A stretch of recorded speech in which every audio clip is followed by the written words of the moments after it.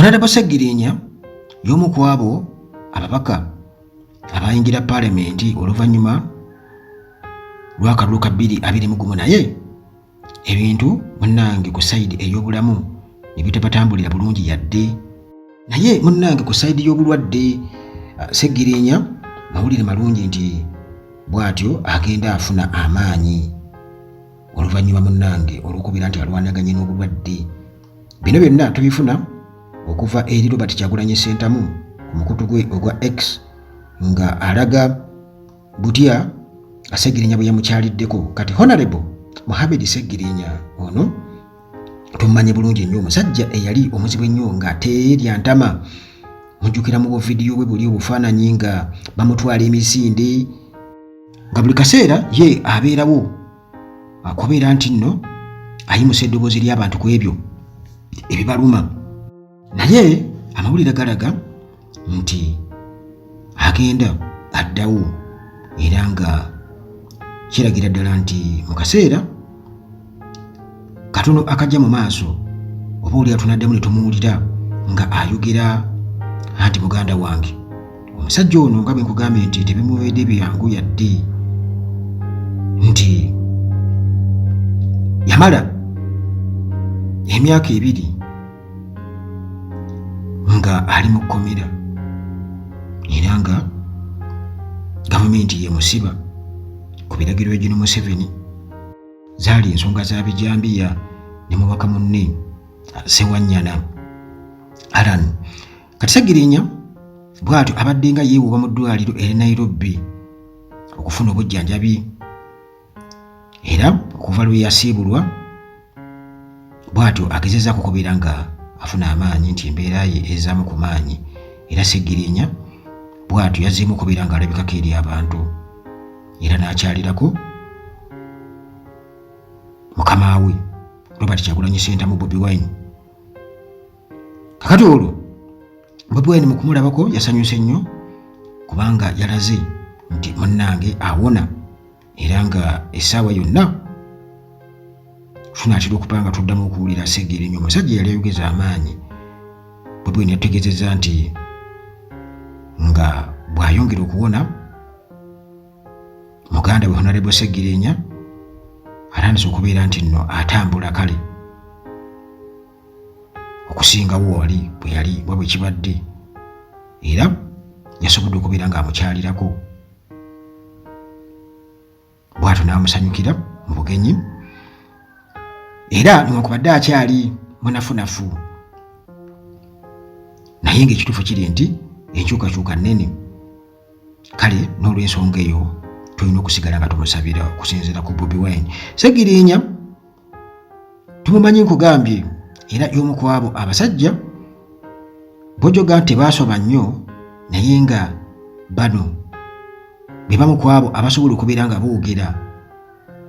Yasibwa Septemba 2021 ne kolegi munne MP Alan Ssewanyana ku misango gy'ebizambiya oba obutujju gye beegaana oluvannyuma ne beeyimirirwa era nga okwetolola kwali kw'amaanyi nnyo mu kiseera ekyo. Kati okukwatibwa kwabwe kwalimu ebyobufuzi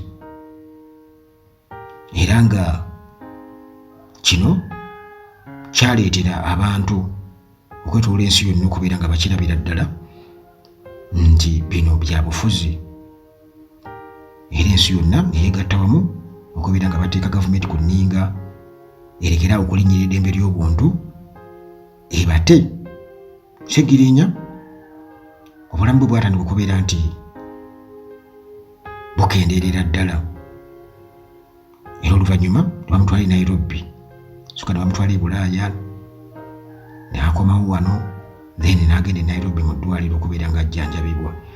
Kakati ono ayise mu kujjanjabibwa okw'enjawulo era oluvannyuma ne tulaba nti anafuuyira ddala takyasobola kutambula n'atutegeeza nti n'amaaso nga tegalaba bulungi naye newankubadde nga bino byonna abeeyiseemu Sseggirinya akyaliwo agenda awonera ddala era nga okusinziira ku mawulire agaliwo nti kati asobola okubeera nga atambula nti n'okubeera ng'akola ku bintu ebimu ebitonotono talinga luli. Kale Bobi Wine ne opposition y'olukutwalira wamu bwe batyo bagezezzaako nnyo okubeera nti nno oba baalwana nnyo okutaasa Sseggirinya mu biseera biri n'abo bonna abalala ku ludda lwa opposition abaasibwa olw'ebyobufuzi wansi wa regimu ya Museveni nga yo munnange kye yasalawo kwe kubasiba okubatulugunya mu ngeri y'okubasirisa n'okukakasa nti tebataasibwa yadde babasibira eyo abamu nga terina abantu bwe basobola okubeera nga babatuukirira. Kale bw'atyo Bobi Wine yasabye eggwanga lyonna lisabire Sseggirinya asobole okubeera nga addamu okuyimirira ku magulu ge n'amaanyi nga bwe yali. Ensonga za Sseggirinya tezirema kubeera nti zikujjukiza era zikulaga okusigira ekifaananyi butya ba politicians ku ludda oluvuganya gavumenti bwe batulugunyizibwa wamu n'okubeera nga bati ku bunkenke obw'amaanyi ennyo bakwatibwa ne basibwa nga tebatwaliddwa mu kkooti oba kwewozaako bwe babeera bakusaasidde nga tebakubye masasi.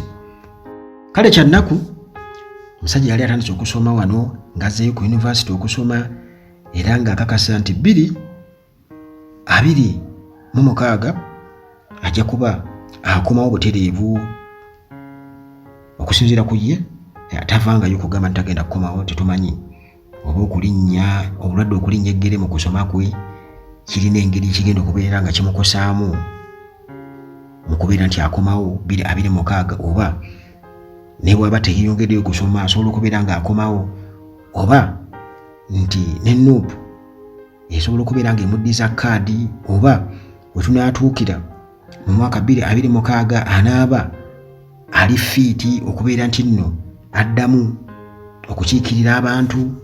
Ebyo byonna muganda wange tetumanyi ng'era bwe tukimanyi bulungi nti omutonzi waffe yakola ki, yasalawo ffe essaala muganda wange twongera okubeera nga tuzoolekeza eri omutonzi n'okubeera tumusaba asaasira abo bonna abali mu makomera abaasibwa oba oli awo n'okuleetera abo abali mu regimu ya General Museveni okubeera nga beekuba mu bifuba basobole okutegeera nti muganda wange ensi tugiryako makoola. Era bino bintu bya nsi, earthly things, tebikuleetera munnange kubeera nti ate ova mu mbeera kutuuka kwagala kumala obulamu bwa mukwano gwo oba munno oba muganda wo so nga nte enkya munnange naawe gy'omusindise naawe gy'olaga.